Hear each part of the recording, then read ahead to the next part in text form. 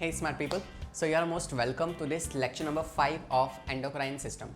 हमारी आज की इस मुलाकात में हम लोग स्टार्ट करने वाले हैं एड्रिनल ग्लैंड और पेनक्रियास के बारे में। अगर आपको याद हो तो इससे पहले हमने ना थाइमस ग्लैंड पढ़ी थी और थाइमस ग्लैंड के बारे में स्पेशल बात क्या थी कि उसका जो साइज़ है वो आपकी उम्र के साथ साथ छोटा होते जाता है। तो यही सेम केस होता है हमारी एड्रिनल ग्लैंड के साथ भी। ये वाली जो ग्लैंड है इसका साइज़ भी हमारी उम्र के साथ साथ डिक्रीज़ होते जाता है, राइट। और इसी ग्लैंड के जो हार्मोन्स हैं उसे आप कहते हो fear, fight and flight hormones. And ये जो एड्रिनल ग्लैंड के हार्मोन्स हैं ये कुछ अमेजिंग फंक्शंस परफॉर्म कर सकते हैं, जैसे कि अगर आप इस वीडियो में देखेंगे हमें शेर को डरा के दिखा।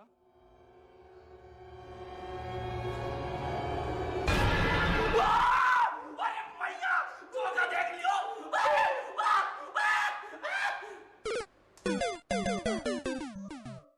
इंटरेस्टिंग ना। तो ये जो वीडियो में आपने देखा कि यार किस तरीके से आपको फियर की फीलिंग आती है, तो दैट इज़ बिकॉज कि आपका जो एड्रिनल ग्लैंड होता है वो आपके ब्लड वेसल्स में भर भर के एपिनेफ्रिन नाम का हार्मोन या एड्रिनलिन हार्मोन जो है उसको रिलीज़ करवाता है, जिस वजह से आपको फियर की, फाइट की या फ्लाइट की फीलिंग आना स्टार्ट हो जाती है। तो डिपेंडिंग अपॉन कैसी सिचुएशन है, उस सिचुएशन में या तो आप डर जाओगे या फिर आप फाइट करोगे। सो this is what happens because of this gland, that is adrenal gland. तो ऐसी हम काफ़ी सारी इंटरेस्टिंग बातें पढ़ने वाले हैं हमारी आज की इस मुलाकात में। तो फिर आइए स्टार्ट करते हैं हमारे आज के लेक्चर।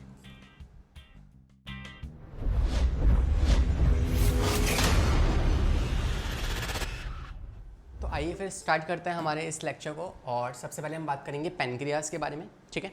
पेनक्रियास मैंने आपको बताया था कि यार इस चैप्टर की स्टार्टिंग में कि हमारी बॉडी में 3 ग्लैंड होते हैं जो कैसे हैं, मिक्सोक्राइन ग्लैंड्स हैं। उसमें से एक है पेनक्रियास, टेस्टिस एंड ओवरीज। तीनों ही क्या हैं? तीनों ही मिक्सोक्राइन ग्लैंड होते हैं। उसमें से हम स्टार्ट कर रहे हैं पेनक्रियास को। एंड अगर मैं यहाँ पे बात करूँ तो पेनक्रियास जो है ना ये एक हेट्रोक्राइन ग्लैंड है और इसके अलावा it is the second largest gland also, ठीक है। तो सबसे बड़ा ग्लैंड कौन सा होता है? आपको पता है thyroid gland is the largest one, second largest pancreas and smallest is the pituitary, ठीक है। ये बात आपको ध्यान रखनी है, ओके। इसके अलावा अगर मैं बात करूँ तो पेनक्रियास के ना 2 पार्ट्स होते हैं। कौन कौन से 2 पार्ट हैं? एक होता है इसका एक्सोक्राइन पार्ट, एक होता है इसका एंडोक्राइन पार्ट। एक्सोक्राइन पार्ट होता है किसका और एक इसका होता है एंडोक्राइन पार्ट, ठीक है। ये 2 पार्ट्स होते हैं इसके।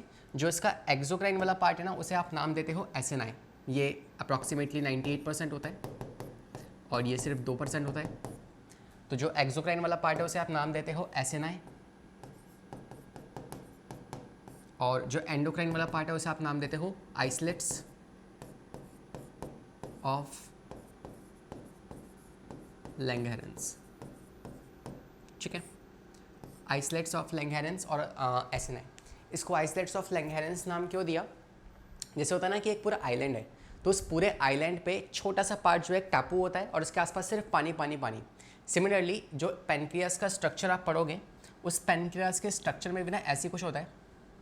एक सेकेंड, हाँ, पेनक्रियास के स्ट्रक्चर में भी ऐसे कुछ होता है कि मान लो अगर ये पेनक्रियास है ना तो इसका ना छोटा सा पार्ट जो है ये आइसलेट्स ऑफ लैंगहेरेंस हो गया जो सिर्फ 2% है। बाकी आसपास सारा पानी पानी, मतलब पूरा का पूरा एक्सोक्राइन पार्ट, ठीक है। तो that is why it is given a name islets, मतलब आइलैंड के जैसा ही है कि छोटा सा पार्ट जो है एंडोक्राइन है, बाकी सारा पार्ट कैसा है इसका एक्सोक्राइन है। तो ये इसका नाम पड़ गया, ओके सर। इसके अलावा और क्या बात जानते हैं हम इसके बारे में? तो हम कह सकते हैं कि यार इसके अंदर आपको 4, जो एंडोक्राइन वाला पार्ट है ना, इस एंडोक्राइन वाले पार्ट में आपको 4 तरह की सेल्स मिलेंगी। एक होती हैं alpha cell, alpha cells of islets of Langerhans. दूसरी होती है बीटा सेल्स, तीसरी होती है डेल्टा सेल्स और चौथी होती है गामा सेल्स, ठीक है। 4 तरह की सेल्स आपको मिलेंगी इसके अंदर और ये चारों तरह की सेल है, मतलब ये एंडोक्राइन वाले पार्ट की ही सेल है, तो क्या करेंगे? हार्मोन सिक्रीट करेंगे। तो जो पहली वाली सेल है अल्फा सेल, ये सिक्रीट करती है एक हार्मोन जिसे आप कहते हो ग्लूकागोन, ठीक है। ये ग्लूकागोन हार्मोन सिक्रीट करती है। बीटा सेल्स जो है ये सिक्रीट करती हैं आपका इंसुलिन, ठीक है।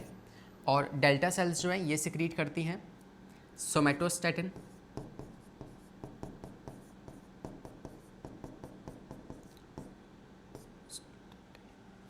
और गामा सेल्स जो हैं ये सिक्रीट करती हैं पी सेल्स, पीपी सेल्स और एफ, इन्हें पीपी सेल या एफ सेल भी कहते हैं, जो सिक्रीट करते हैं हार्मोन्स को, ठीक है। अब अगर हम बात करें इसमें से जो ये ग्लूकागोन और इंसुलिन जो है ना, ये आपस में एंटागोनिस्टिक होते हैं, antagonistic.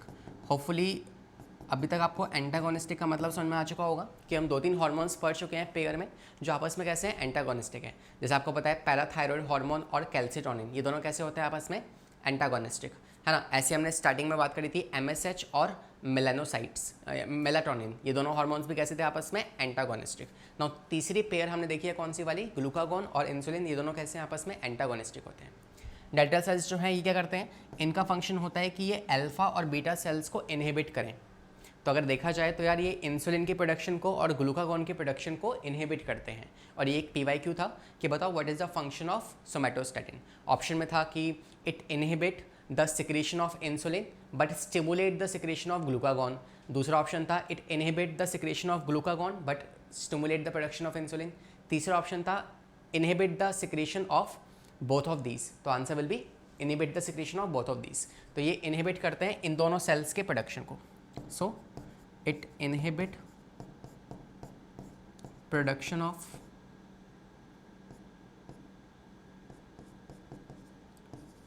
alpha and beta cell secretion। तो इन दोनों सेल्स का जो भी सिक्रेशन है उसको इनहिबिट करने के लिए कौन रिस्पॉन्सिबल है, सोमैटोस्टैटिन, ठीक है। कहाँ से निकलता है, डेल्टा सेल से निकलता है, किसके, आपके पेनक्रियाज के। और साथ में आपको याद हो तो ये आपके हाइपोथैलेमस से भी निकल रहा था, राइट, जो कि था ग्रोथ हार्मोन इनहिबिट करने वाला, जिसको आपने सोमैटोस्टैटिन कहा था, सोमैटोक्राइनिन एंड सोमैटोस्टैटिन, ये वही सोमैटोस्टैटिन है। और इसके अलावा जो ये वाले सेल्स हैं ये करते हैं, ये इसको इनहिबिट करते हैं, ठीक है। तो ये जो है ये इन दोनों को इनहिबिट करेगा, बदले में ये जो है ये इसको इनहिबिट कर देगा। सो इट इनहिबिट सोमैटोस्टैटिन, ठीक है। तो कर्मा इसका यही मिल गया इसको, ये इसको रोक रहा था तो बदले में इसने इसको रोक दिया, ठीक है। सो this is how it happens. और एक बार ये पेनक्रियाज के बारे में डिटेल्स पे आप नज़र मार लीजिए, फिर हम बात करते हैं इन हार्मोन्स के फंक्शंस के बारे में कि कौन सा वाला हार्मोन क्या करता है। ओके, होपफुली आपने देख लिया होगा। And now let us start with the first one, that is glucagon.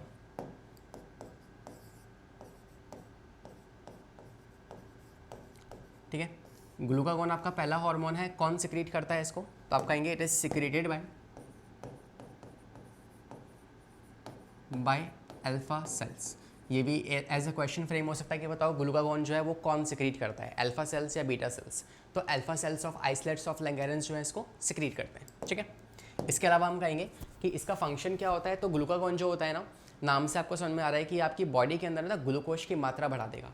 So it increase the glucose concentration in blood, it increase glucose concentration in blood. तो ब्लड में ये ग्लूकोज की मात्रा इंक्रीज करता है, ठीक है, पहली बात।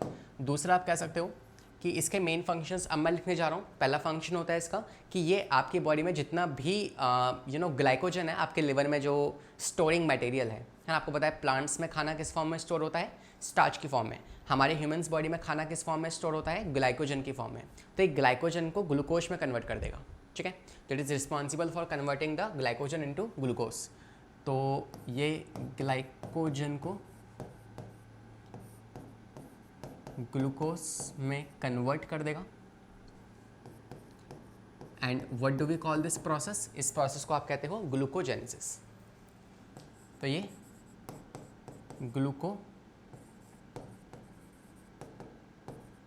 करवाता है, ठीक है, वन थिंग। सेकेंड फंक्शन होता है इसका कि आपकी बॉडी के अंदर जो भी लिपिड्स होंगे या फैट होंगे उनको भी ग्लूकोज में कन्वर्ट करवा देगा, ठीक है। तो इसका सेकेंड फंक्शन होता है। तो ये आपकी बॉडी में जो लिपिड्स हैं या जो प्रोटीन्स हैं उनका भी कन्वर्जन करवा देगा किसके अंदर, ग्लूकोज के अंदर, ठीक है। सो इस वाले पार्ट को आप कहते हो ग्लूकोनियोजेनेसिस, ठीक है, ग्लूकोनियोजेनेसिस। अच्छा, ये वाला जो काम हो रहा है ना ग्लूकोजेनेसिस, ये कहाँ पे हो रहा है, ये ब्लड के अंदर होता है, ठीक है, ये ब्लड में हो रहा है, तो ब्लड में ग्लूकोज की मात्रा इंक्रीज करनी है तो वो ये इंक्रीज करता है। सेकंड थिंग, लिपिड और प्रोटीन्स को कन्वर्ट करेगा ग्लूकोज के अंदर, कौन, ये by the process of gluconeogenesis.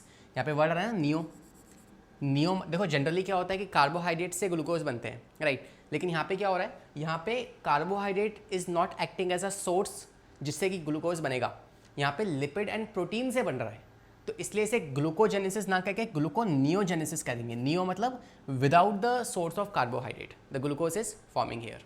Okay, तो ये हो गया सेकंड फंक्शन। तीसरा फंक्शन होता है कि भाई देखो, अगर आपके ब्लड के अंदर ग्लूकोज है, ठीक है, ये आपकी ब्लड है, ब्लड वेसल, इसके अंदर जो है ग्लूकोज है,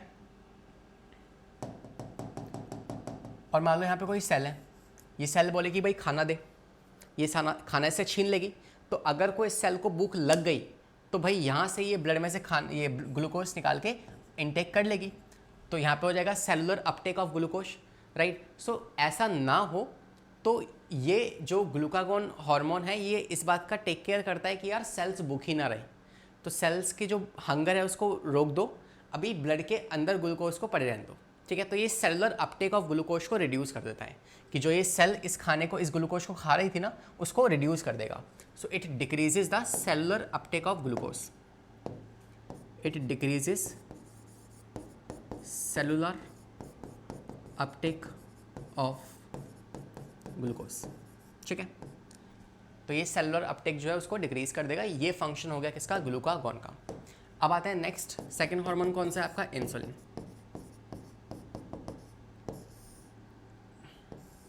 तो अभी तक आप क्या समझे कि भाई फंक्शन क्या होता है ग्लूकागॉन का, कि अल्टीमेटली इसका बस एक ही मकसद है जीवन का, कि भाई किसी तरीके से ब्लड के अंदर ग्लूकोज की मात्रा इंक्रीज कर दो, ठीक है, ये इसका मेन फंक्शन है।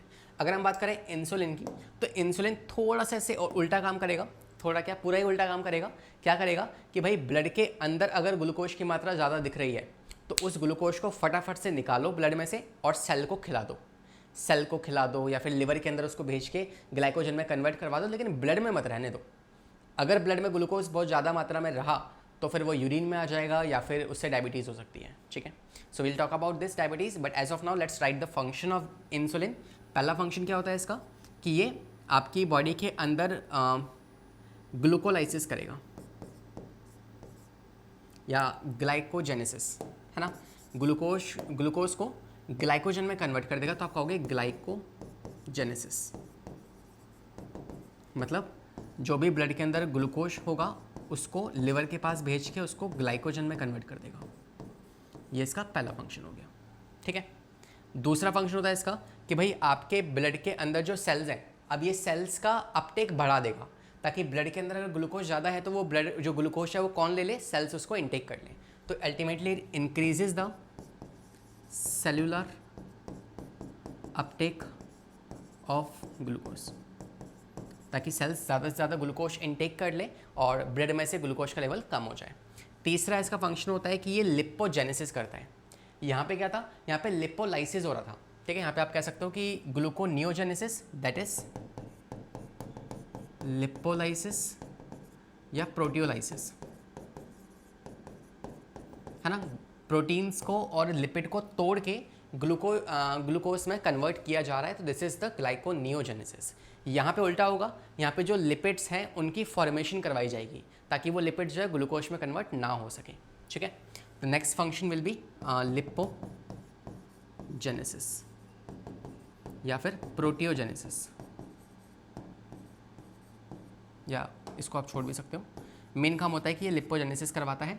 और इसके अलावा नेक्स्ट फंक्शन अगर मैं आपको बताऊं इसका, तो ये जो है ना, ये आपके ब्लड के अंदर अगर अमाइनो एसिड है, ठीक है, तो उस अमाइनो एसिड को लिवर के पास भेज के वहाँ स्टोर करवा देगा, क्योंकि आपको पता है कि अमाइनो एसिड जो होता है ना, वो अल्टीमेटली ग्लूकोज में कन्वर्ट होकर ब्लड के अंदर ग्लूकोज की मात्रा बढ़ा सकता है, तो ये वो नहीं चाहता, है ना। इंसुलिन है, ये चाहेगा कि भाई ब्लड में ग्लूकोज कम हो जाए, तो उसके लिए क्या करेगा, उसके लिए आपके ब्लड के अंदर जो अमाइनो एसिड्स होगा उसको लिवर के पास भेज के उसको कन्वर्ट या फिर स्टोर करवा देगा, ठीक है, ठीक है। सो क्या करेगा, ये cellular uptake of amino acid कम कर देगा, it will decrease the cellular uptake of amino acid in liver and muscles, ठीक है। मसल्स में और लिवर में अमाइनो एसिड जो है वहाँ पे ना पहुँचे, शायद मैंने अभी थोड़ी देर पहले आपको पहुँचाने वाली बात बता दी, एक्चुअली में ये कम करता है, ठीक है। तो जो आपका अमाइनो एसिड ब्लड के अंदर है उसको किसी तरीके से लिवर तक नहीं पहुँचने देना है, बिकॉज अगर वो लिवर तक पहुँच गया तो वो ग्लाइकोजन में कन्वर्ट होगा, ग्लाइकोजन फिर उसे ग्लूकोज में तोड़ के बाहर वापस ब्लड में भेज देगा। तो अल्टीमेटली क्या है कि अमाइनो एसिड को स्टोर नहीं करवाना है, ठीक है। ये इस बात का ध्यान रखता है यहाँ पे। तो it decreases the cellular uptake of amino acid in liver and muscles. तो लिवर और मसल्स में ये अमाइनो एसिड को नहीं भेजने देगा, ठीक है। तो अल्टीमेटली आप क्या समझे कि ग्लूकागॉन जो होता है क्या करता है, ये आपके ब्लड के अंदर ग्लूकोज की मात्रा को इंक्रीज करता है और वहीं पे इंसुलिन जो है उसको डिक्रीज करता है। तो it shows what kind of effect, तो I can say it shows, आप कह सकते हो कि हाइपर ग्लाइसेमिक इफेक्ट शो करता है ये, हाइपर ग्लाइसेमिक इफेक्ट। ब्लड में हाइपर ग्लाइसेमिक इफेक्ट मतलब ग्लूकोज की मात्रा को इंक्रीज कर देगा। वहीं पे ये जो है ये हाइपोग्लाइसेमिक इफेक्ट शो करता है, हाइपोग्लाइसेमिक इफेक्ट। इसलिए तो हम कहते हैं कि यार जैसे आपने मान लो the person who are suffering from diabetes, तो उनमें क्या हो रहा है, इंसुलिन बन नहीं पा रहा। अब इंसुलिन नहीं है, अब उस पर्सन ने अगर मान लो खाना खाया तो खाना खाने से क्या हुआ, ब्लड के अंदर ग्लूकोज की मात्रा इंक्रीज हो गई है। अब जब ग्लूकोज जो है बहुत ज़्यादा है तो इन दैट केस इंसुलिन निकलना चाहिए और वो इंसुलिन जो है वो उस ग्लूकोज की मात्रा को कम कर देगा, लेकिन इंसुलिन तो बन ही नहीं रहा उनके अंदर। तो यही तो प्रॉब्लम है। तो इन दैट केस वो क्या करते हैं, वो इंसुलिन के रेडीमेड इंजेक्शंस लेते हैं, ठीक है।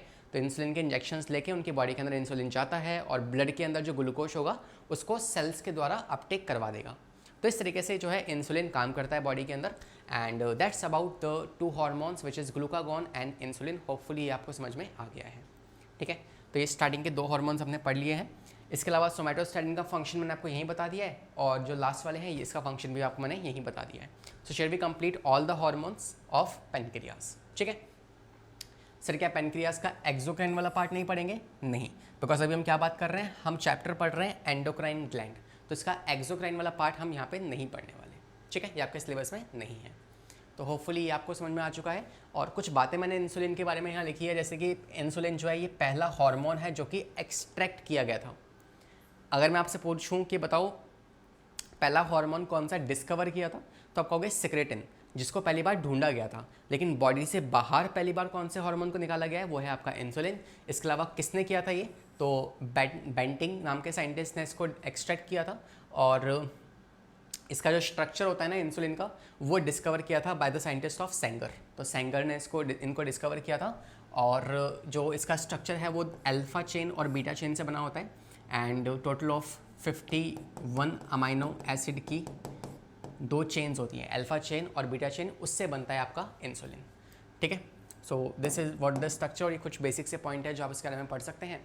अब एक समरी देखते हैं जो हमने अभी तक सीखा, आइए उसे कंक्लूड करते हैं कि हमने क्या सीखा। पहली बात, ग्लूकागॉन जो है कहाँ से निकलेगा, अल्फा सेल से निकलेगा। होपफुली आपको विजिबल होगा, मैं थोड़ी ब्राइटनेस डिक्रीज़ कर दूंगा, ठीक है।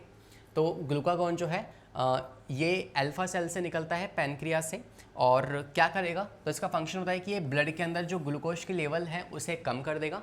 तो it decreases the blood glucose level, या एक मिनट, ग्लूकागॉन जो है decreases blood level of glucose, exercise and mainly protein, increase blood glucose acetylcholine, this stimulate somato। यहाँ पे उल्टा लिखा हुआ है, यहाँ पे आएगा इंक्रीज। तो ये ब्लड में ग्लूकोज का लेवल इंक्रीज कर देगा और यहाँ पे आएगा डिक्रीज, ठीक है। ये बात थोड़ा सा उल्टी लिखी हुई है, इसको आप ध्यान रखना। तो इंसुलिन जो होगा ये क्या करेगा, ये ग्लूकोज की मात्रा को कम कर देगा। तो इसको यहाँ से काट दो, आप इस बात को ध्यान रखना जो सिखाया मैंने आपको। या एक मिनट, इसका प्रिंसिपल एक्शन क्या है, वो है कि it raises the blood glucose level और it lowers the blood glucose level. ये यहाँ पे इसके फंक्शंस लिखे हुए हैं, ठीक है। इसको छोड़ दो भैया, इसको छोड़ दो, ठीक है। सिविता ध्यान रखो कि इसका मेन फंक्शन क्या होता है, raises the blood glucose level और साथ में ग्लाइकोजेनोलाइसिस, ठीक है, और ग्लूकोजेनेसिस। आपको बताया ना मैंने कि ग्लाइकोजन को कन्वर्ट कर देगा ग्लूकोज के अंदर। तो आप कहोगे इट इज़ ग्लाइकोजन को कन्वर्ट कर रहा है। तो ग्लाइकोजेनोलाइसिस और ग्लूकोनियोजेनेसिस मतलब कि लिपिड्स, प्रोटीन्स, इनको भी ग्लूकोज में कन्वर्ट करवा देगा। तो इट इज़ ग्लूकोनियोजेनेसिस, ठीक है। तो ये इसका फंक्शन हो गया जो हमने यहाँ पे भी लिख लिया है, ठीक है। तो ग्लूकोनियोजेनेसिस और ग्लूकोजेनेसिस करवाएगा, या फिर आप कह सकते हो ग्लाइकोनियोलाइसिस या ग्लाइकोलाइसिस। मैं लिख दूँ यहाँ पे, दैट इज ग्लाइकोजेनोलाइसिस भी करवाता है ये, प्लस में ग्लाइकोजेनोलाइसिस। ठीक है, क्या मतलब है इसका? ग्लाइकोजन को तोड़ देगा, तो यही तो हो रहा है यहाँ पे, ग्लाइकोजन को तोड़ दिया या फिर ग्लूकोज को बनवा दिया, मतलब ग्लूकोजेनेसिस या ग्लाइकोजेनोलाइसिस। ठीक है, तो होपफुली ये 3-4 वर्ड्स में कोई कन्फ्यूजन नहीं होगा आपको कि अगर मैं आपसे पूछूं बताओ ग्लाइकोजेनेसिस क्या होता है। ग्लाइकोजेनेसिस, दूसरा ग्लाइकोजेनोलाइसिस क्या होता है, तीसरा ग्लूकोजेनेसिस क्या होता है, चौथा ग्लूकोनियोजेनेसिस क्या होता है, पांचवा ग्लूकोलाइसिस क्या होता है। ठीक है, लिपोलाइसिस, ये सब आपको वर्ड्स क्लियर होंगे। ठीक है, तो क्या मतलब है इसका ग्लाइकोजेनेसिस का? सोचो, माइंड में सोचो, फिर बताता हूँ मैं आपको। तो ग्लाइकोजेनेसिस का मतलब है कि ग्लाइकोजन की फॉर्मेशन करवानी है, तो ग्लूकोज को ग्लाइकोजन में कन्वर्ट करवाना is called as glycogenesis. Glycogenolysis मतलब ग्लाइकोजन का लाइसिस कर दो, तोड़ दो, तो ग्लाइकोजन को ग्लूकोज में तोड़ना is glycogenolysis. Next glucogenesis is what? Glucose की फॉर्मेशन करवानी है, तो भाई ये दोनों सेम है कि ग्लाइकोजन को ग्लूकोज में कन्वर्ट करवा दो। ग्लूकोनियोजेनेसिस मतलब ग्लूकोज की फॉर्मेशन करवानी तो है, लेकिन कार्बोहाइड्रेट वाले सोर्स से नहीं करवानी, किसी और से करवानी है, तो प्रोटीन्स या लिपिड से आप सिंथेसिस करवा सकते हो, है ना। It is called as gluconeogenesis. Last है ग्लाइकोलाइसिस, मतलब कि ग्लूकोज को तोड़ दो इनटू डिफरेंट कंपोनेंट्स, पायरुवेट में या किसी और चीज़ में। That is what we have discussed here. तो मैंने आपको तरीके से समझा दिया है किसका क्या फंक्शन है, ध्यान से आप इसको पढ़ लीजिएगा। और सोमैटोस्टैटिन क्या करता है? ये इनहिबिट करता है secretion of insulin and glucagon, and as it is ये क्वेश्चन जो है फ्रेम हुआ था आज से 2 साल पहले। तो this is a PYQ। Done है। तो यहाँ पे हमने जो भी कुछ देखा है, देखो सारी बातें यहाँ लिखी हुई हैं, और इसके बाद हम कुछ सवाल भी करने वाले हैं, तो जहाँ पे आपको ये ग्लाइकोजेनेसिस, ग्लाइकोनियोजेनेसिस, ये सब कुछ एज अ क्वेश्चन फ्रेम होते हुए दिखने वाले हैं। ठीक है, तो फर्स्ट पेनक्रियास जो ग्लैंड है वो हमने प्रॉपर्ली कंप्लीट कर ली है। एक बार इस फ्लो चार्ट को देखते हैं, फिर हम इसके डिसऑर्डर्स लिखेंगे, लाइक डायबिटीज़ क्या होती है, डायबिटीज़ मेलाइटस क्या होता है, डायबिटीज़ इंसिपिडस क्या होता है, ये सब कुछ हम देखने वाले हैं। ठीक है, चलिए तो यहाँ पे बात करते हैं कि ये क्या मैकेनिज्म दिया हुआ है। तो एक्चुअली में क्या होता है कि जैसे किसी पर्सन ने खाना खाया, ठीक है, जैसे ही किसी पर्सन ने खाना खाया तो क्या होगा? स्टिमुलस आया कि भाई उस पर्सन ने पेट भर के खाना खा लिया है, तो after the meal blood glucose level increase होगा ब्लड के अंदर, है ना, ग्लूकोज की मात्रा इंक्रीज हो जाएगी। तो वैसे ही सिग्नल जाएगा पेनक्रियास के पास। पेनक्रियास क्या करेगा? पेनक्रियास अपने ब्लड के अंदर इंसुलिन की मात्रा इंक्रीज कर देगा, बिकॉज ब्लड में ग्लूकोज ज़्यादा है, तो इंसुलिन सिक्रीट होगा। इंसुलिन क्या करेगा? उसके बदले में उस ग्लूकोज को सेल्स के द्वारा यूज़ करवा देगा। ठीक है, तो इस तरीके से ब्लड के अंदर ग्लूकोज की मात्रा कम हो जाएगी। वहीं उल्टा देखो, जब आपने खाना नहीं खाया है तो इन दैट केस क्या होगा? ब्लड का ग्लूकोज लेवल कम है हमारे ब्लड के अंदर। ठीक है, तो ब्लड का ग्लूकोज लेवल कम है, सो इन सच केस वापस से पेनक्रियास पे एक्शन होगा। पेनक्रियास इस बार क्या निकलवाएगा? ग्लाइकोजन निकलवा देगा, सॉरी ग्लूकागॉन निकलवा देगा। और ग्लूकागॉन क्या करेगा? ये जो है ये फिर आपके लिवर पे काम करेगा, और लिवर के अंदर से ग्लाइकोजन को कन्वर्ट कर देगा ग्लूकोज के अंदर, और फिर आपके ब्लड में ग्लूकोज की मात्रा बढ़ जाएगी और सेल्स उसे यूज़ कर लेंगे। ठीक है, सो this is what the positive and negative feedback. इस डायग्राम को ध्यान से बैठ के, है ना, लेक्चर के बाद देखना, और यहाँ पे यही सेम बात लिखी भी हुई है, तो इसको पढ़ भी सकते हैं आप। दैट इज़ कि दोनों एंटागोनिस्टिकली काम करते हैं, एक दूसरे से ऑपोजिट काम करते हैं। कैसे? Insulin stimulate cellular uptake of blood glucose, तो ब्लड में जो ग्लूकोज है वो सेल्स के द्वारा यूज़ करवा देगा कौन? इंसुलिन। ठीक है, और किस पे काम करता है इंसुलिन? आपको पता है, मसल्स पे, एडिपोज सेल्स हो गए आपके, इन सब में ये सब जो सेल्स हैं ये सब ग्लूकोज को इस्तेमाल कर लेंगे जो ब्लड के अंदर बढ़ गया है। वहीं दूसरा ग्लूकागॉन क्या करेगा?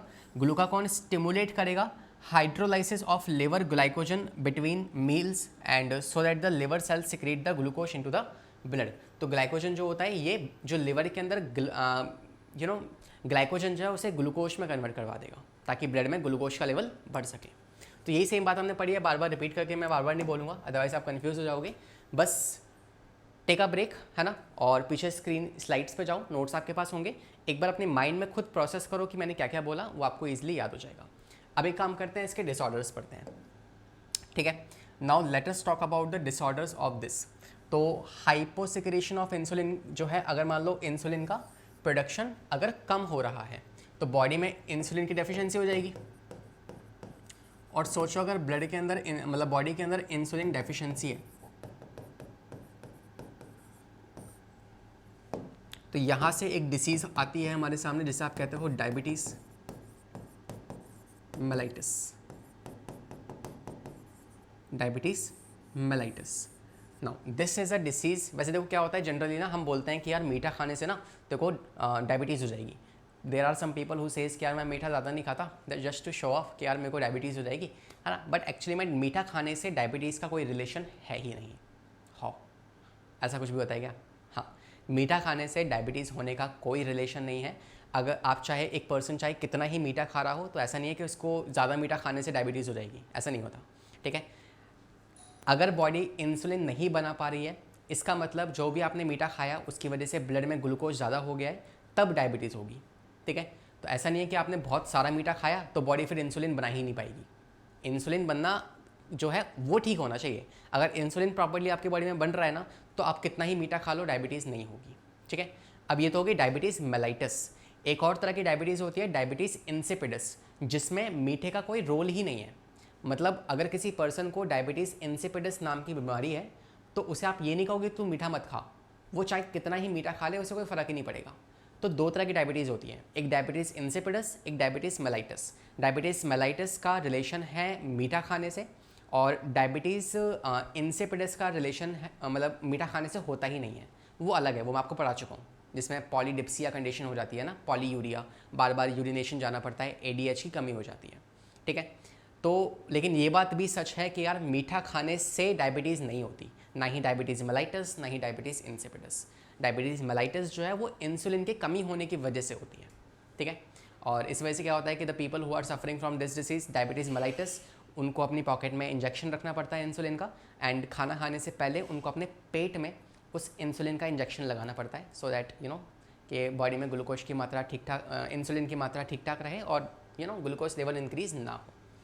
सो ये सारी बातें हमने यहाँ पे कर ली है। अब यहाँ पे आते हैं और यही बातों को यहाँ पे लिखते हुए चलते हैं कि डायबिटीज़ मेलाइटिस में दो बीमारी हो जाती है, मतलब दो कंडीशंस होती हैं बॉडी के अंदर।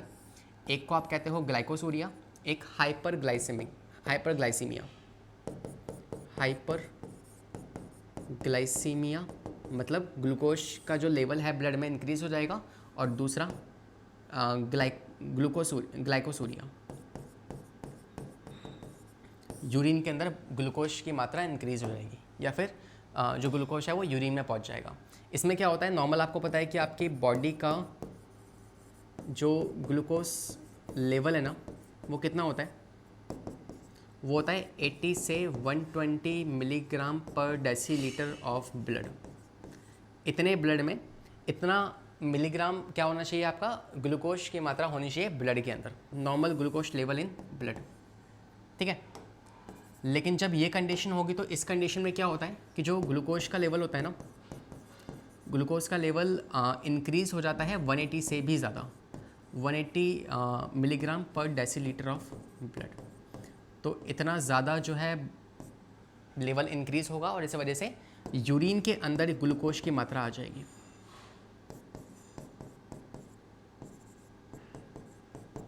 ठीक है, तो आपको पता है कि बॉडी में ग्लूकोज की मात्रा बहुत ज़्यादा है ब्लड के अंदर, तो बॉडी क्या करेगी, उस ब्लड में से ग्लूकोज को निकाल के यूरिन के पास भेज देगी ताकि वो बाहर निकल सके, ठीक है।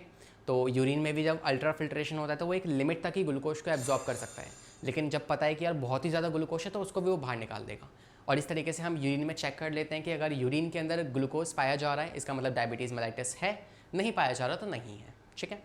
सो this is the disease diabetes mellitus. इसके सिम्टम्स क्या क्या होते हैं, तो इसके सिम्टम्स आप देख सकते हैं यहाँ पे। पहला हाइपरग्लाइसीमिया, मतलब कि ब्लड में ग्लूकोज की मात्रा इंक्रीज़ हो जाएगी। दूसरा ग्लाइकोसूरिया, मतलब यूरिन में ग्लूकोज पाया जाएगा। तीसरा वास्टिंग ऑफ मसल्स, बहुत जल्दी थकावट होगी, है ना। कीटोनूरिया, कीटोनूरिया क्या होता है कि कीटोन बॉडीज़ जो हैं वो आपके ब्लड के अंदर पाई जाएंगी। तो प्रेजेंस ऑफ ब्लड में नहीं, यूरिया में, यूरिन के अंदर, तो presence of ketone body in blood, तो ब्लड में कीटोन बॉडीज़ पाई जाएंगे। इसके अलावा पॉलीयूरिया हो जाएगा, ठीक है, मतलब बार बार यूरिनेशन होगा, तो आप कह सकते हो फ्रीक्वेंट मिक्चुरेशन, और इसके अलावा डिहाइड्रेशन। ऑब्वियसली अगर बहुत ज़्यादा बार सुसु जाओगे तो फिर प्यास बहुत ज़्यादा लगेगी, तो पॉलीडिप्सिया हो जाएगा, मतलब कि थ्रस्ट, है ना, इंक्रीज इन थ्रस्ट। ठीक है, तो this is what going to happen here. और इसके अलावा पॉलीफेजिया मतलब हंगर भी इंक्रीज हो जाएगी, हंगर भी इंक्रीज हो जाएगी। ठीक है, तो these are the things that happens in the case of अगर इंसुलिन बॉडी के अंदर कम हो गया, तो ये सारी कंडीशंस होंगी, इसको आप ध्यान से देख लीजिएगा। डन है, क्लियर है इतना?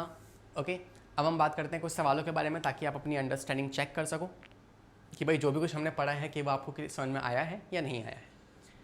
पहला सवाल देखें, सवाल नंबर 1 आपसे बोल रहा है कि यहाँ पे आपको बताना है कि कैसा पाथवे होगा, और यहाँ पर आपको बताना है कि क्या वो इंसुलिन स्टिमुलेट कर रहा है या फिर ग्लूकागॉन स्टिमुलेट कर रहा है। तो ग्लूकोनियोजेनेसिस में क्या होता है? तो वर्ड आ गया नियो, ग्लूको मतलब ग्लूकोज बनाना है, लेकिन कार्बोहाइड्रेट वाले सोर्स से नहीं बनाना। तो आप कहोगे कि प्रोडक्शन ऑफ ग्लूकोज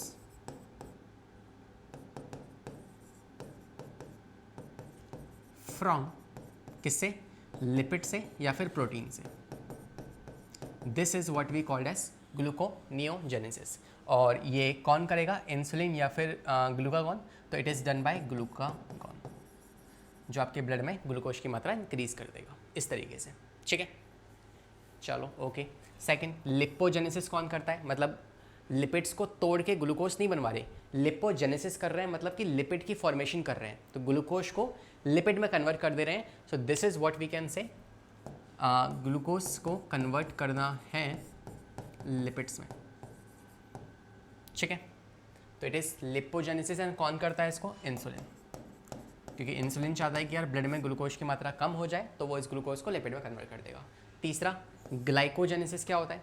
तो सेम है ना, आपको पता है कि ग्लाइकोजन की फॉर्मेशन होना, तो ग्लूकोज को ग्लाइकोजन में कन्वर्ट करना इज कॉल्ड एज ग्लाइकोजेनेसिस। कौन करता है ये काम? ये भी करता है आपका इंसुलिन, ताकि ब्लड में ग्लूकोज की मात्रा कम हो सके। नेक्स्ट कह रहा है ग्लाइकोजेनोलाइसिस। तो ग्लाइकोजेनोलाइसिस मतलब ग्लाइकोजन को तोड़ दो।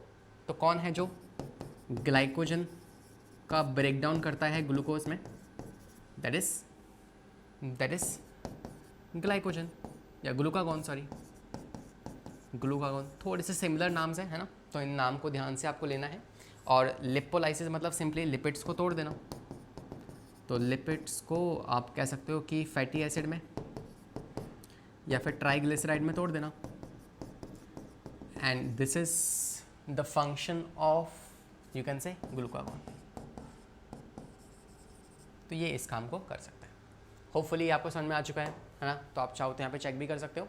And that is what we have done. That is, यहाँ पे एक करेक्शन कर लो, that is done by insulin not by glucagon,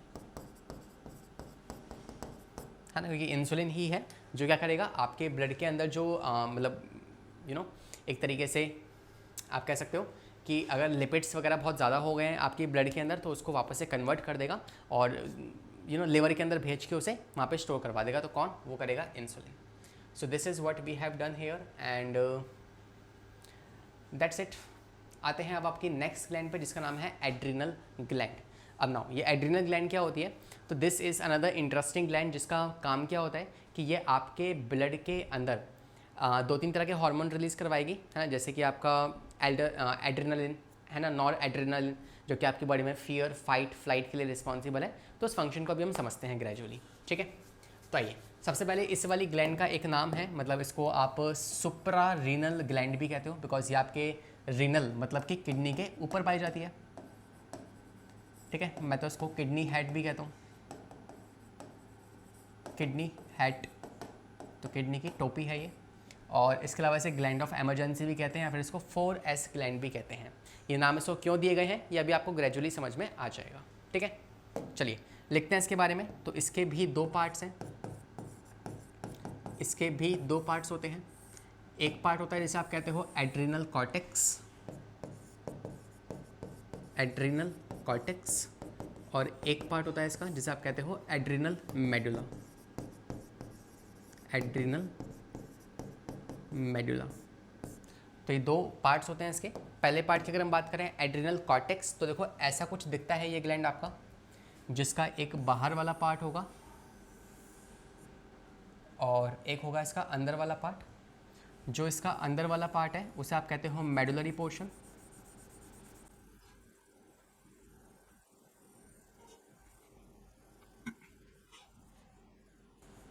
ठीक है, ये हो गया इसका अंदर वाला पार्ट जिसे आप कहते हो मेडुला।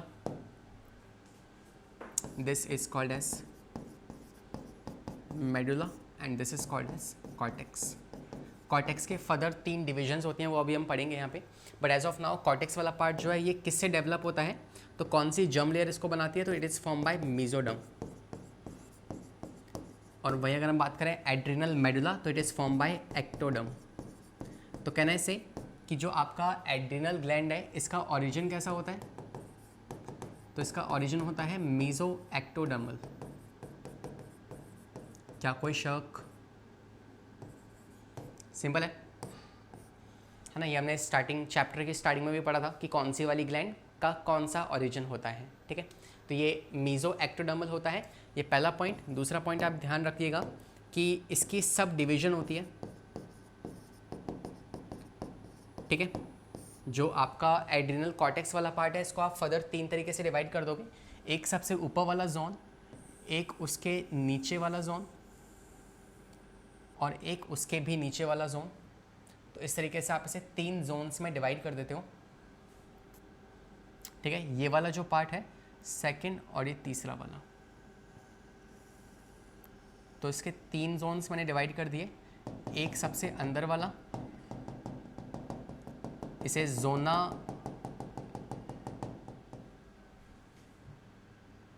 नाम से आप इन्हें बोलते हो। ठीक है, एक सबसे बाहर वाला,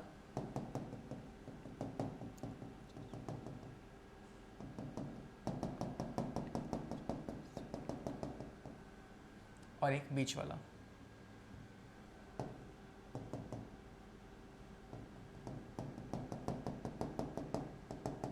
ठीक है, तो इसके 3 मैंने सब डिविजन्स यहाँ पे फॉर्म कर दिए हैं और वो 3 सब डिविजन्स जो हैं वो क्या होने वाली हैं, दैट यू कैन से कि सबसे बाहर वाला जो पार्ट होगा उसे आप कहोगे zona glomerulosa. This is what we can say zona glomerulosa.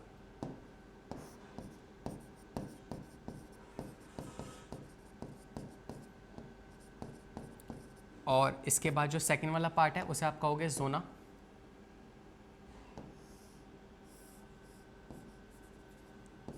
Zona fasciculata. और सबसे अंदर वाला जो पार्ट है उसे आप कहोगे जोना रेटिकुलरिस। ठीक है, तो इसके मैंने आपको 3 पार्ट्स बता दिए। कौन कौन से, तो इसकी सब 3 डिविजन्स हैं। पहली डिवीजन जो है उसे आप कहते हो जोना ग्लोमेरुलोसा, जो सिर्फ 15% पार्ट होता है। सेकंड होता है जोना फेसिकुलेटा और तीसरा जोना या फिर जोन ऑफ ग्लोमेरुलोसा भी कह सकते हो। ठीक है, तो जोना रेटिकुलेटा या रेटिकुलरिस। ठीक है, सो this is what you can see here. और इसके अलावा अगर हम बात करें तो इसकी कोई फर्दर सब डिविजन्स है क्या, तो नो फर्दर डिवीजन। तो इसके आगे कोई फर्दर डिवीजन नहीं होती है। नेक्स्ट हम कह सकते हैं कि भाई ये वाला जो कॉर्टेक्स वाला पार्ट है, भाई है तो एक ग्लैंड ही, तो कोई तो इसे कंट्रोल कर रहा होगा। तो कौन सा वाला पार्ट है बॉडी का जो इसे कंट्रोल करता है, तो आपको पता है कि जो बाहर वाला पार्ट है कॉर्टेक्स वाला part, it is control bye ACTH hormone from anterior pituitary. तो एंटीरियर पिट्यूटरी से एक हार्मोन निकलता है जिसे आप कहते हो एड्रीनोकॉर्टिकोट्रोपिन हार्मोन। वो हार्मोन जो है इसके कॉर्टेक्स वाले पार्ट को कंट्रोल करता है।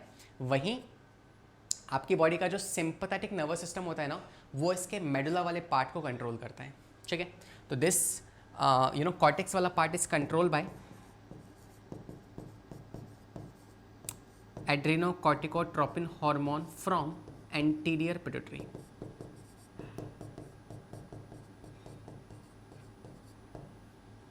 ठीक है। और वहीं पे ये वाला part it is control by ANS, autonomic nervous system का कौन सा वाला पार्ट? सिंपैथेटिक,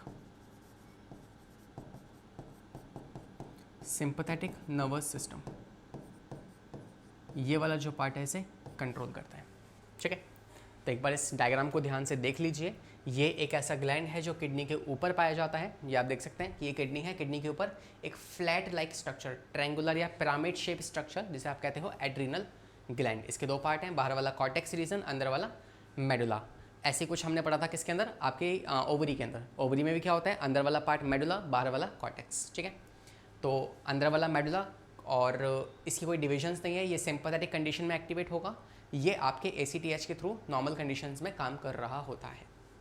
ओके, अब देखो, अब सेकंड बात क्या है इसके बारे में, वो ये है कि जो सबसे बाहर वाला जोन है, जोन ऑफ ग्लोमेरुलोसा, ये कुछ ना कैटेगरी ऑफ हार्मोन्स रिलीज करता है। मैं ये नहीं कह रहा कि एक हार्मोन रिलीज करेगा, ये बाहर वाला जोन जो है ये बहुत सारे हार्मोन्स रिलीज करता है और उन बहुत सारे हार्मोन्स को आप एक कैटेगरी में डिवाइड कर देते हो। जैसे आपको पता हो तो टेस्टोस्टेरॉन मेल्स के अंदर सिक्रीट होता है, which is male sex hormone, लेकिन वो एक कैटेगरी से बिलोंग करता है जिस कैटेगरी को आप कहते हो एंड्रोजन। तो एंड्रोजन एक कैटेगरी ऑफ हार्मोन है जिसमें बहुत सारे तरह के हार्मोन आते हैं राइट, और उसमें से एक हार्मोन होता है कौन सा? टेस्टोस्टेरॉन। तो ऐसे ही मैं आपसे क्या कह रहा हूँ कि जोन ऑफ ग्लोमेरुलोसा से कुछ ग्रुप ऑफ हार्मोन्स निकलते हैं। उस ग्रुप ऑफ हार्मोन्स को आप एक नाम दे दोगे, जैसे मैंने नाम दे दिया इसको मिनरेलोकॉर्टिकॉइड। तो यहाँ से निकलते हैं मिनरेलोकॉर्टिकॉइड्स, और वो मिनरेलोकॉर्टिकॉइड जो होते हैं वो उनमें से एक हार्मोन हमें पढ़ना है, दैट इज़ एल्डोस्टेरॉन। ठीक है, लिखते हुए चलते हैं, ज़्यादा बेटर समझ में आएगा आपको। जैसे पहला वाला हम पढ़ते हैं, एड्रिनल ग्लैंड से निकलने वाला पहले ग्रुप ऑफ हार्मोन जिसे आप कहते हो मिनरेलोकॉर्टिकॉइड। मिनरेलोकॉर्टिकॉइड ये क्या है? ये कुछ सेट ऑफ हार्मोन्स हैं। कौन निकालता है इनको? तो जोन ऑफ ग्लोमेरुलोसा। तो it is released by zona glomerulosa, जो है इसको सिक्रीट करती है, रिलीज करती है। और ये जो आपके पास मिनरेलोकॉर्टिकॉइड है ये तो ग्रुप ऑफ हार्मोन्स है, ये कैटेगरी है हार्मोन की। कौन रिलीज कर रहा है? ये रिलीज कर रही है। इसमें से एक हार्मोन हमें पढ़ना है जिसका एग्जांपल है एल्डोस्टेरॉन। तो हमें क्या पढ़ना है? हमें एल्डोस्टेरॉन पढ़ना है। नाउ फंक्शन क्या है इस एल्डोस्टेरॉन का या फिर इन वाले हार्मोन्स का? इनका फंक्शन होता है कि ये आपकी बॉडी के अंदर ना वाटर और सॉल्ट की कॉन्सेंट्रेशन को रेगुलेट करते हैं। तो it regulate salt and water concentration. ठीक है, सॉल्ट एंड वाटर कॉन्सेंट्रेशन को ये रेगुलेट करते हैं, this is the main function. अच्छा, सेकंड कैटेगरी कौन सी है? सेकंड जो हार्मोन निकलेगा वो कहाँ से निकलेगा? वो निकलेगा जोना फेसिकुलेटा से। तो सेकंड ग्रुप ऑफ हार्मोन जो हमारे पास निकलने वाले हैं, these are called as glucocorticoid.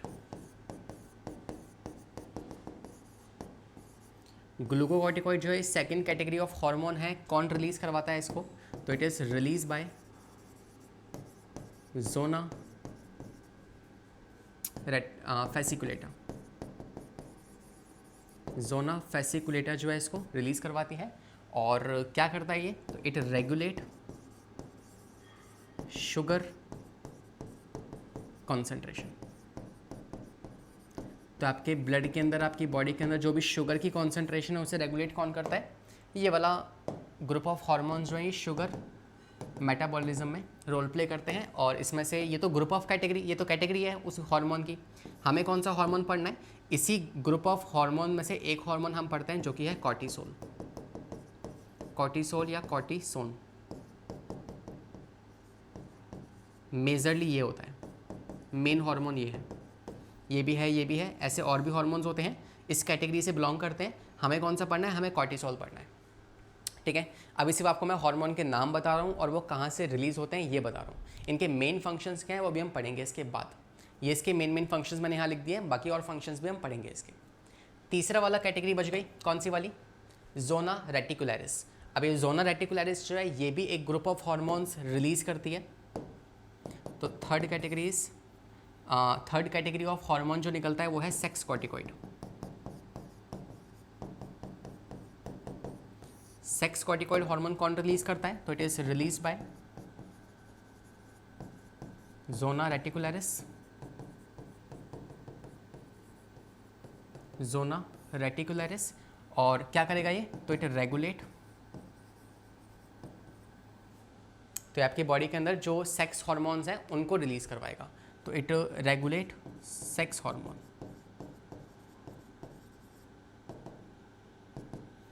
ठीक है, तो ये सेक्स हार्मोन्स को रिलीज करवाते हैं। जैसे कि वैसे तो आप जानते हो कि यार आपकी ओवरी या फिर आपके टेस्टिस ही हैं जो एंड्रोजन और ईस्ट्रोजन को बनवाती हैं, है ना। लेकिन थोड़ी बहुत मात्रा में किडनी के ऊपर जो ये एड्रिनल ग्लैंड है ये भी एंड्रोजन और ईस्ट्रोजन बनवाता है, लेकिन लिटिल मात्रा में। तो little androgen and little oestrogen, ठीक है। Little androgen and little oestrogen कौन सिक्रीट करता है? यही हैं जो सिक्रीट करते हैं लिटिल एंड्रोजन एंड लिटिल ये ईस्ट्रोजन। तो ये एक बार रिवाइज मारते हैं फटाफट से, है ना, एकदम से ऐसा नहीं कि आपको कुछ पढ़ाया और एकदम से आपको समझ में आ जाएगा। थोड़ी बहुत बातें लिखेंगे, थोड़ी बहुत बातें करेंगे, तब जाके वो दिमाग में धीरे धीरे क्या होती है, एब्जॉर्ब होती है ना। अब आपने काफ़ी कुछ पढ़ लिया, काफ़ी बार इसके नाम सुन लिए, अब एक बार रिवाइज करते हैं इसको। तो ये आपकी ग्लैंड थी, है ना, खूबसूरत सी शानदार सी ग्लैंड है आपकी। इस ग्लैंड के दो पार्ट्स हैं, अंदर वाला पार्ट मेडुला, बाहर वाला पार्ट कॉर्टेक्स। कॉर्टेक्स के 3 जोन्स हैं। अभी हम अंदर वाले की बात नहीं कर रहे, सिर्फ बाहर की बात कर रहे हैं। बाहर वाले में 3 जोन्स हैं। सबसे बाहर वाला zone is called as zona glomerulosa, उसके अंदर वाला जोना फेसिकुलेटा, सबसे अंदर वाला जोना रेटिकुलरिस। जोना ग्लोमेरुलोसा से पहले ग्रुप ऑफ हार्मोन्स निकलते हैं जिसे आप कहते हो मिनरलोकॉर्टिकॉइड, ठीक है, जिसमें से हमें कौन सा पढ़ना है? एल्डोस्टेरोन। मेन काम क्या होता है? सॉल्ट और वाटर की कॉन्सेंट्रेशन को रेगुलेट करना। दूसरा वाला जोन कौन सा है? जोन ऑफ फेसिकुलेटा, जिससे कौन सा हार्मोन निकलता है? ग्लूकोकॉर्टिकॉइड। हमें कौन सा पढ़ना है? ये कैटेगरी है, हमें पढ़ना है कॉर्टिसोल, जो क्या करता है? शुगर मेटाबॉलिज्म करेगा। और तीसरा वाला निकलता है आपके जोना रेटिकुलरिस से, कौन सा? सेक्स कॉर्टिकॉइड, जिसमें से हमें पढ़ना है कौन से? एंड्रोजन और ईस्ट्रोजन। होपफुली ये समझ में आ गया होगा आपको, है ना। आया कि नहीं आया भाई, बताओ, क्लियर है? आगे देखें। अब ये जो हार्मोन मैंने लिखे हैं, एल्डोस्टेरोन, कॉर्टिसोल, एंड्रोजन, इनके फंक्शंस क्या होते हैं वो पढ़ लेते हैं, ठीक है। तो बहुत छोटे इजी है, अब फटाफट से हम पढ़ लेंगे इसे। सबसे पहला जो है आपके पास एल्डोस्टेरोन, इसका फंक्शन क्या होता है? तो ये आपकी बॉडी के अंदर ना सॉल्ट या फिर सोडियम को रीएब्जॉर्ब करेगा, ठीक है। तो मान लो आपके ब्लड के अंदर सोडियम है ना, या सोडियम की कमी है, तो इन दैट केस आपको पता है यूरिन से जो सोडियम निकल रहा होता है वो हमें यूरिन से सोडियम को रीएब्जॉर्ब करना होता है डीसीटी में से, डिस्टेंट कॉन्वोल्यूटेड ट्यूब्यूल में से, है ना। अगर if this is your nephron, kidney में अगर ये आपका नेफ्रॉन है तो ये हो गया loop of Henle. Loop of Henle के बाद ये हो जाएगी डीसीटी और ये हो जाएगी कलेक्टिंग डक्ट। तो डीसीटी में से और कलेक्टिंग ट्यूब्यूल में से, इसमें से हमें सोडियम को रीएब्जॉर्ब करना होता है। तो यहाँ से किया जाएगा सोडियम का रीएब्जॉर्प्शन और वाटर का रीएब्जॉर्प्शन। सोडियम के पीछे वाटर भी आ जाएगा। ये कौन करवाएगा? ये करवाएगा एल्डोस्टेरोन, ठीक है। लेकिन अब देखो, सोडियम जो ऐसे ही नहीं आएगा, सोडियम बोलेगा मुझे कुछ दे पहले, तो ये बोलेगा कि मुझे कुछ दे तब मैं तुझे सोडियम दूंगा। तो बदले में क्या करते हो? पहले आप इसे पोटेशियम देते हो, तो पोटेशियम को आप सिक्रीट करोगे और सोडियम को रीएब्जॉर्ब कर लोगे, ठीक है। तो क्या होगा इस एल्डोस्टेरोन का फंक्शन? तो आप कहेंगे कि ये कंडीशनल रीएब्जॉर्प्शन ऑफ सोडियम को रेगुलेट करता है। तो it regulate conditional reabsorption of sodium and water from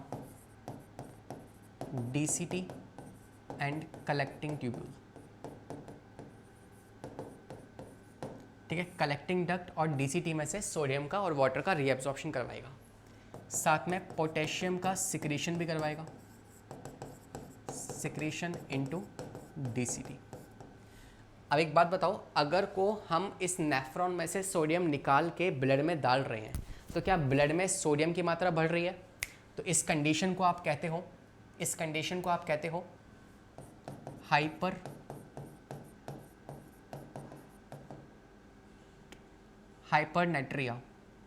natraemia, हाइपरनेट्रीमिया, ठीक है, हाइपरनेट्रीमिया।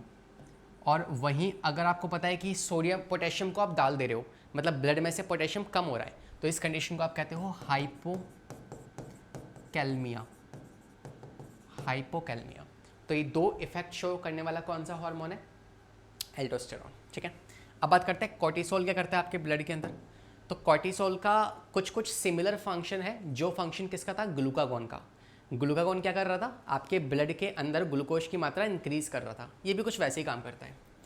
तो ये आपकी बॉडी में एक तो हाइपर ग्लाइसेमिक इफेक्ट शो करता है, मतलब ब्लड में ग्लूकोज इंक्रीज कर देगा, ठीक है। दूसरा ये जो है ये एरिथ्रोपोइसिस भी करता है, ठीक है, मतलब आरबीसीज की फॉर्मेशन में मदद करेगा। इसके अलावा it also regulate cardiovascular system and kidney. तो किडनी की फंक्शनिंग और कार्डियोवैस्कुलर सिस्टम मतलब सर्कुलेटरी सिस्टम को भी ये रेगुलेट करता है। इसके अलावा इसके 3 मेन काम और हैं। पहला, ये एंटी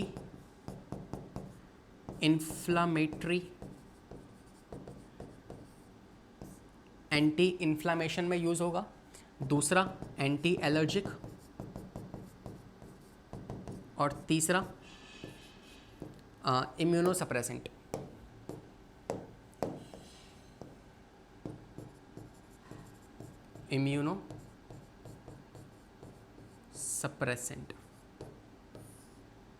की तरह भी काम करेगा। तो ये 3 फंक्शन आपको मेन ध्यान रखने हैं कि भाई ये आपकी बॉडी के अंदर ये जो कॉर्टिसोल है, ये आपकी बॉडी में जो लिम्फोसाइट्स होती हैं उनका प्रोडक्शन कम करवा के आपके इम्यून सिस्टम को सप्रेस करवा देगा।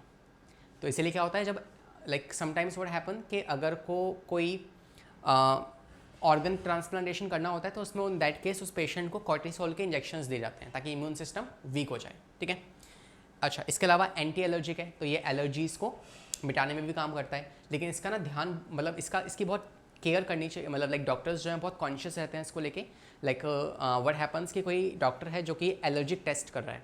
अब एलर्जिक टेस्ट करने से क्या होता है कि आपने कोई मेडिसिन दे दी किसी पर्सन को जो एलर्जिक है, अब मान लो वो दवाई ही उसके लिए एलर्जिक हो गई तो इन दैट केस उसकी बॉडी का जो कार्डियोवैस्कुलर सिस्टम है वो एकदम से हाइपर होगा और उसकी हार्ट बीट एकदम से इंक्रीज हो जाएगी। सो इन दैट केस वो पर्सन कोमा में या उसकी डेथ भी हो सकती है।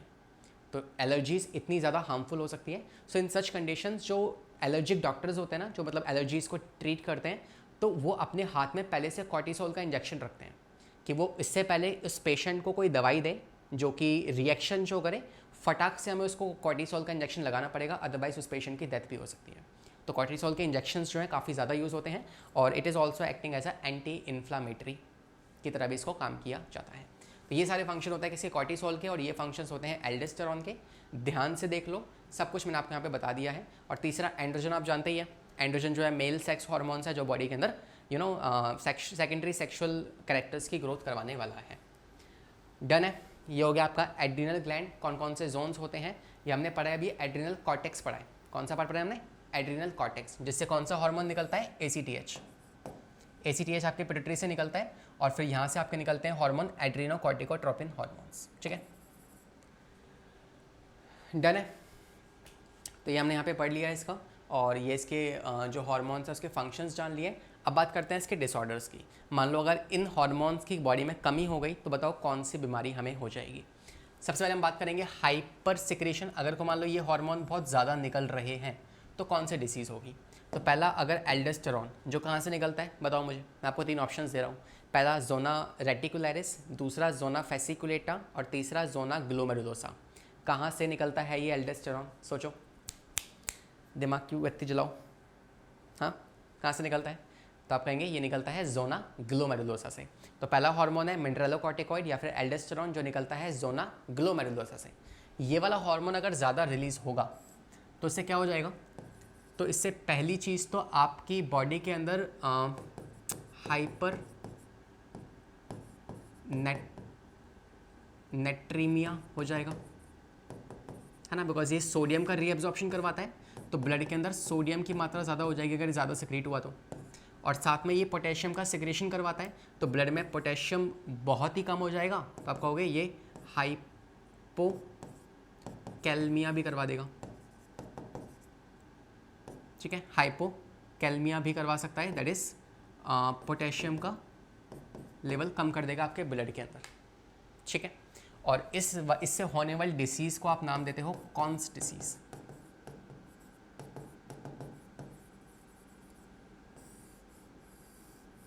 और इस डिसीज़ में क्या होता है, बीपी जो होता है वो इंक्रीज़ हो जाता है, इसके अलावा आपका ब्लड प्रेशर हो गया, हार्ट रेट हो गई, ये सब कुछ जो है ये इंक्रीज़ हो जाएगा, ब्लड का वॉल्यूम इंक्रीज़ हो जाएगा,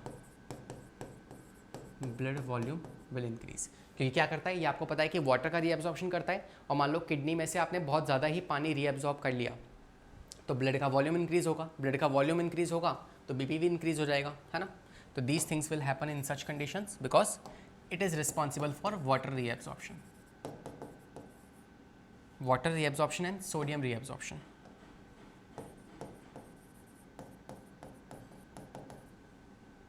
वाटर एंड सोडियम रीअब्जॉर्प्शन करवाने की वजह से ये सारी कंडीशंस हो जाएंगी, इसे आप कहते हो कॉन्स डिसीज। सेकंड होता है अगर हाइपर सिक्रेशन ऑफ कॉर्टिसोल हो गया। अब कॉर्टिसोल क्या करता है, आपको पता है कि आपके बॉडी के अंदर शुगर मेटाबॉलिज्म करता है, तो इसके बढ़ने की वजह से पहली चीज़ तो हाइपरग्लाइसेमिक हो जाएगा, हाइपरग्लाइसीमिया। ठीक है, ग्लाइकोसूरिया हो जाएगा, मतलब यूरिन के अंदर ग्लूकोज की मात्रा इंक्रीज हो जाएगी। ठीक है, और इस डिसीज़ को आप नाम देते हो। साथ साथ क्या होगा, इसी के साथ साथ जो एब्डोमेन है वो स्वेल कर जाएगा और लिम्स छोटे हो जाएंगे। ठीक है, तो आप कह सकते हो एब्डोमेन स्वेलिंग एंड शॉर्ट या फिर थिन लिम्स। हाथ पैर तो पतले हो जाएंगे और जो पेट होगा वो मोटा हो जाएगा, ये कंडीशन हो जाएगी इसमें। और साथ साथ में एक और चीज़ हो सकती है कि ये जो आपका हार्मोन है ये इस डिसीज़ को आप कहते हो कशिंग सिंड्रोम। इसे आप कहते हो कशिंग सिंड्रोम। ठीक है, इसमें क्या होगा, ये वाली कंडीशंस जो है इस वाली कंडीशन में इस केस में हो सकती हैं कि एब्डोमेन स्वेल कर जाएगा, जो लिम्स हैं वो पतले पतले से हो जाएंगे, तो दिस कंडीशन विल हैपन। इसके अलावा अगर हम बात करें लास्ट, अगर सेक्स कॉर्टिकॉइड ज़्यादा रिलीज होंगे तो क्या होगा।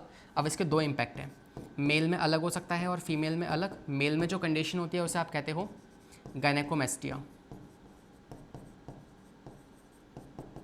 गायनेको मतलब क्या होता है, गायनेकोलॉजिस्ट जो फीमेल्स के डॉक्टर्स होते हैं ना, तो ये गायनेकोमेस्टिया कर देगा मेल्स के अंदर, मतलब मेल्स में फीमेल्स वाले कैरेक्टर्स आना स्टार्ट हो जाएंगे। तो आप कह सकते हो कि female characters in males, female like characters in males. तो मेल्स में फीमेल वाले कैरेक्टर्स आ जाएंगे, जैसे कि वॉइस का पतला हो जाना, ब्रेस्ट की डेवलपमेंट हो जाना, तो आप कह सकते हो। तो वॉइस की जो पिच है वो इंक्रीज़ हो जाएगी, मतलब बहुत श्रिल है ना, बहुत पैनी आवाज़ हो जाएगी। इसके अलावा ब्रेस्ट डेवलपमेंट हो सकती है, तो उसका हमारी सोसाइटी में जीना बहुत मुश्किल हो जाता है इन जैसे लोगों का। ठीक है, विच इज़ नॉट करेक्ट, है ना, ऐसा होना नहीं चाहिए। और इसके अलावा अगर फीमेल्स के अंदर ये वाले हार्मोन ज़्यादा रिलीज़ हो गए तो इन दैट केस क्या हो जाएगा, उसे आप कहते हो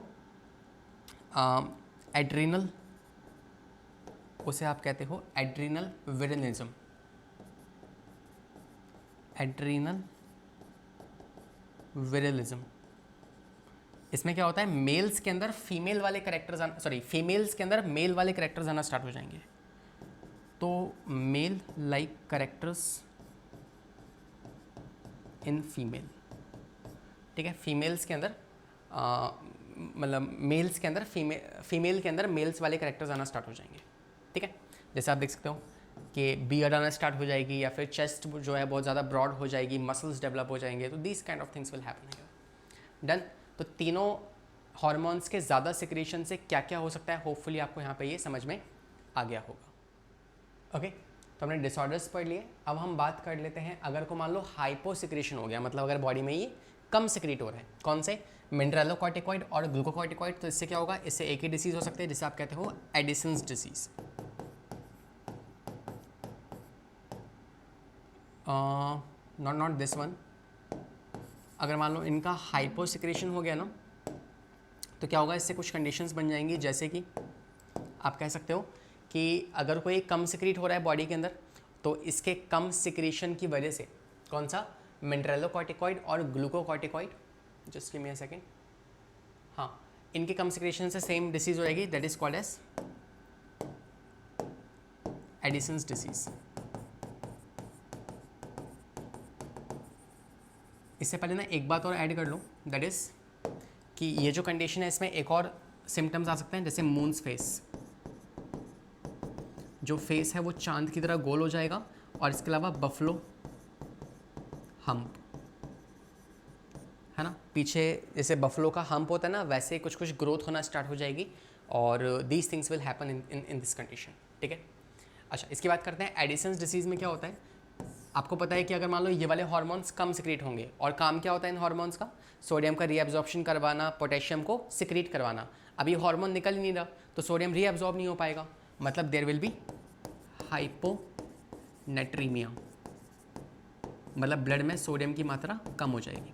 और पोटेशियम जो सिक्रीट होता था, है ना, और मतलब ये जो हार्मोन है ये पोटेशियम को सिक्रीट करवाते थे, तो पोटेशियम जो है वो ब्लड में इंक्रीज हो जाएगा, बिकॉज वो सिक्रीट ही नहीं हो रहा, तो ये पोटेशियम को हाइपरकैलमिया करवा देंगे, मतलब ब्लड में पोटेशियम की मात्रा इंक्रीज हो जाएगी, बिकॉज पोटेशियम सिक्रीट नहीं हो पा रहा, और सोडियम रीअब्जॉर्ब नहीं हो पा रहा, तो इसकी मात्रा कम हो जाएगी ब्लड के अंदर, ठीक है। ये सब ब्लड की बात कर रहे हैं, ब्लड के अंदर। इसके अलावा आपको पता है कि वाटर का रीअब्जॉर्प्शन भी नहीं हो पाएगा, और वाटर का रीअब्जॉर्प्शन नहीं होगा तो फिर ब्लड का वॉल्यूम कम हो जाएगा, और ब्लड का वॉल्यूम कम होगा तो बीपी भी कम हो जाएगा। तो ये दो कंडीशंस हो जाएंगी। इसके अलावा आप कह सकते हो कि वॉमिटिंग हो सकती है, डिहाइड्रेशन हो सकता है, ठीक है, हाइपोग्लाइसेमिक इफेक्ट, हाइपोग्लाइसेमिक इफेक्ट मतलब आपको पता है कि जो ग्लूकोकॉर्टिकॉइड होता है क्या करता है, ये ग्लूकोकॉर्टिकॉइड जो होते हैं ये हमारी बॉडी के अंदर ग्लूकोज की मात्रा को एक तरीके से आप कह सकते हो कि ये आपकी बॉडी में ग्लूकोज की मात्रा को इंक्रीज़ करवा देते हैं, ठीक है। लेकिन बदले में क्या होगा, अगर इनका सिक्रेशन कम हो रहा है, सो इन सच कंडीशन जो इसकी मात्रा है वो कम हो जाएगी, तो इसे आप कहते हो हाइपोग्लाइसेमिक इफेक्ट, ठीक है। So these condition will happen and these are the disorders of hyposecretion of this, and this is Addison's disease. Addison's disease जो है ना, ये काफ़ी ज़्यादा फेमस है, अमेरिका के एक साइंटिस्ट थे, है ना, कैनेले नाम था शायद उनका, कैनेले, तो उनको ये डिसीज़ थी। और इसमें मेन सिम्टम क्या होता है, तो इसका जो मेन सिम्टम है, तो इसमें मेनली आप कहोगे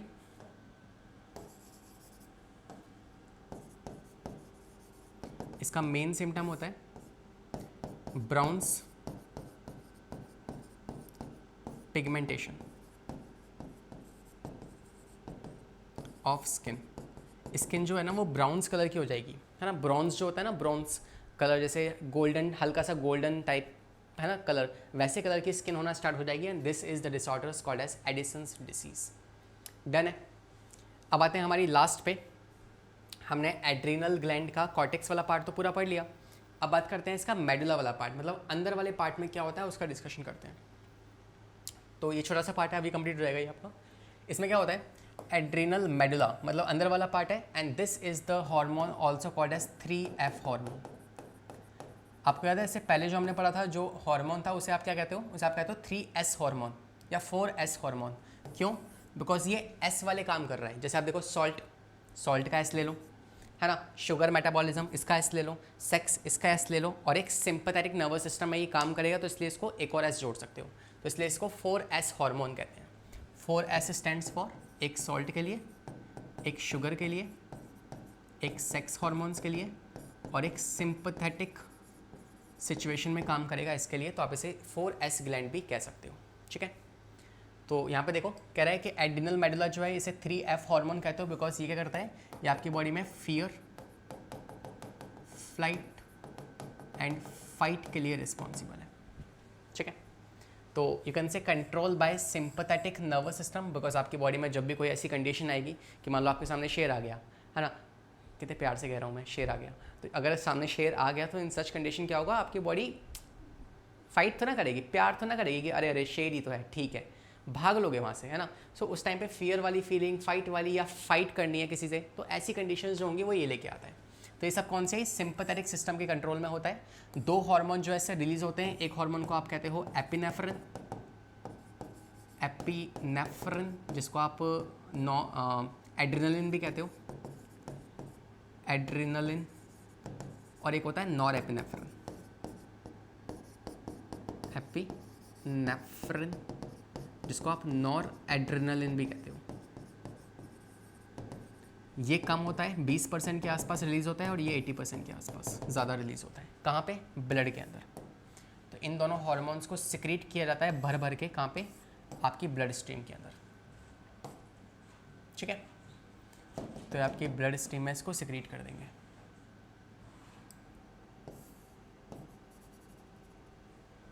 डन है। तो इसका सिक्रेशन होता है। और ये दोनों हार्मोन्स कैसे हैं? दोनों हार्मोन्स आप ध्यान रखना, इससे काफ़ी ज़्यादा सवाल आए हैं प्रीवियस ईयर में कि ये दोनों ही हार्मोन्स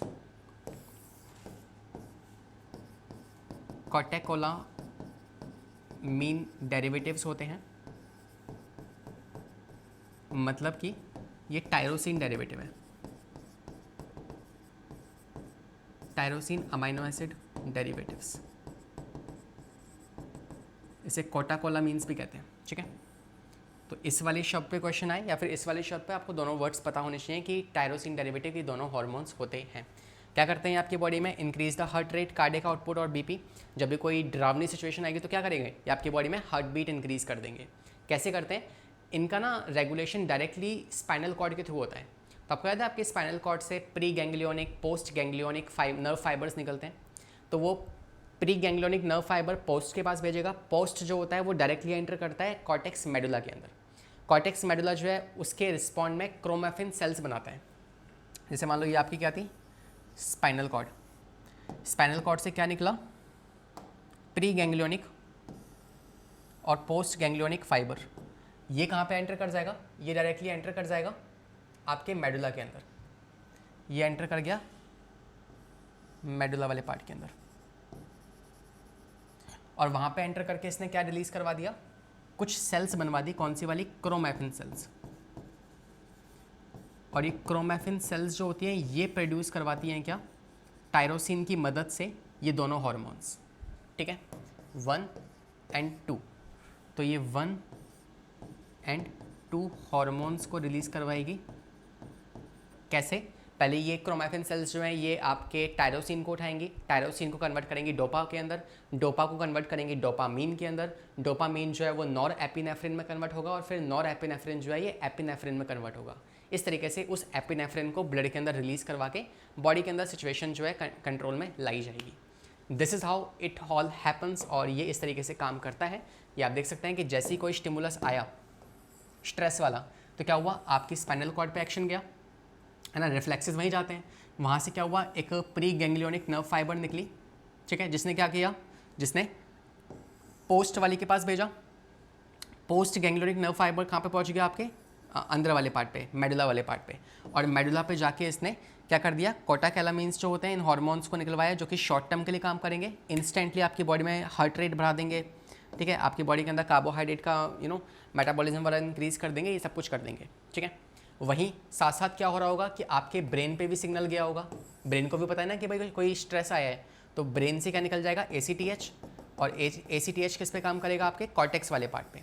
कॉर्टेक्स वाले पार्ट पे काम करके ये कॉर्टेक्स से क्या निकलवा देगा? ग्लूकोकॉर्टिकॉइड, जो अगेन आपकी ब्लड के अंदर ग्लूकोज की मात्रा इंक्रीज कर देंगे, ताकि एटलीस्ट आपकी जो बॉडी के सेल्स हैं उनको खाना ठीक से मिले, खाने की कमी नहीं होनी चाहिए, है ना। उस टाइम पे खूब सारा ग्लूकोज लेके वो खूब सारी एनर्जी बनाए, ताकि उस एनर्जी को यूज़ करके हम फाइट कर सकें या फिर फ्लाइट भाग सकें, ठीक है।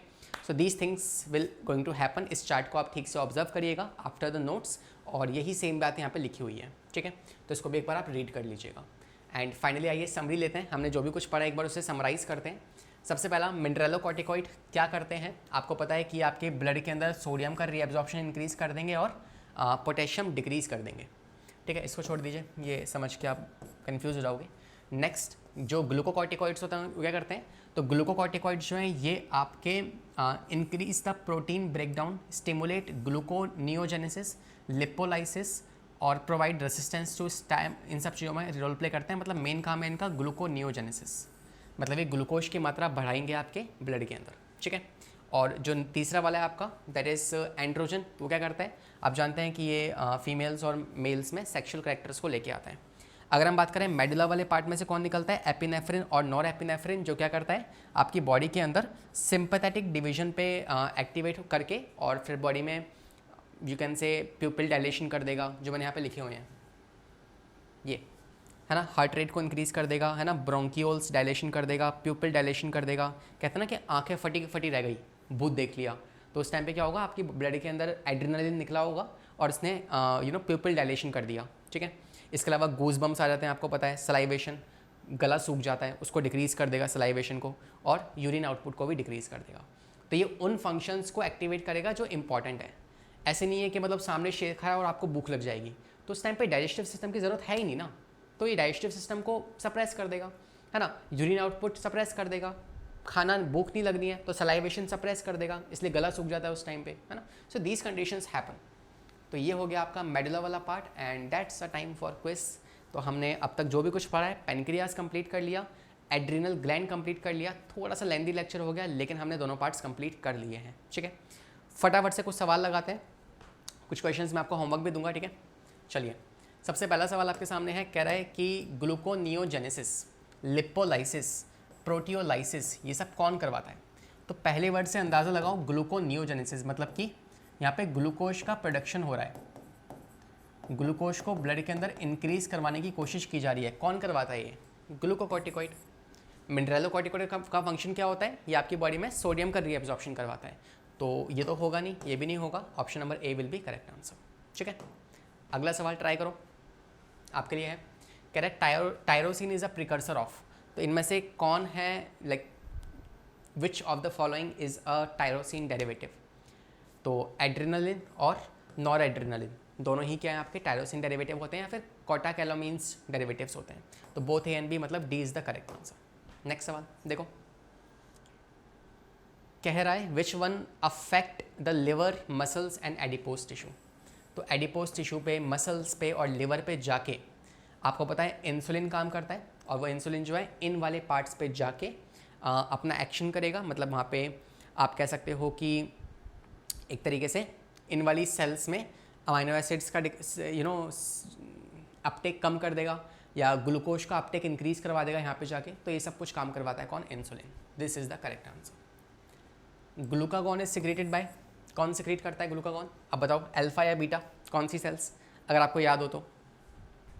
पहले हमने पढ़ा था अल्फा जिससे कौन निकलता था, ग्लूकागॉन, फिर पढ़ा था बीटा जिससे निकलता है इंसुलिन, और इंसुलिन सबसे ज़्यादा होता है, ठीक है, तो बीटा सेल्स सबसे ज़्यादा होती हैं, और तीसरा हमने पढ़ा था डेल्टा जिससे निकलता है सोमैटोस्टैटिन, ठीक है।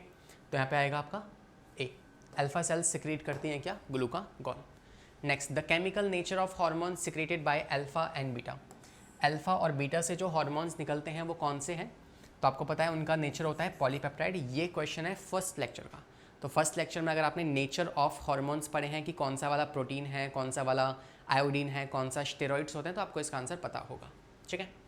Next, glucocorticoids are the corticoids which are involve in protein metabolism, fat metabolism, glucose या ऑल ऑफ दीज। तो ये मेजरली ग्लूकोज मेटाबॉलिज्म में रोल प्ले करते हैं कौन, glucocorticoid. That is why I told you कि ये हाइपर ग्लाइसेमिक इफेक्ट शो करते हैं, मतलब ग्लूकोज की मात्रा को इंक्रीज कर देते हैं, हमने देखा भी था, याद है आपको, देखो हाइपर ग्लाइसेमिक इफेक्ट, तो ये ग्लूकोज के मेटाबॉलिज्म के साथ रोल प्ले करते हैं। डन है। बाकी क्वेश्चंस मैं आपको होमवर्क के लिए दे रहा हूँ, है ना, बाकी क्वेश्चंस को हम नेक्स्ट वाली क्लास में भी I tell you the answers, और ये कुछ 5-6 सवाल हैं, इनको आप खुद से एक बार ट्राई कर लीजिएगा, ठीक है। तो will see you in the next lecture, तब तक के लिए ट्राई करते रहें, सेफ रहें। डिस्क्रिप्शन में आपको एक डीपी भी मिल जाएगी, उसको अटेंड कर लीजिएगा, नोट्स को डाउनलोड कर लीजिए, नीचे डिस्क्रिप्शन में लिंक दी गई है। And if you like this session, please hit the like button, and if you have any suggestion for us, please let us know in the comment section. We'll see you in the next class. पढ़ाई करते रहें, safe रहें, bye bye, take care.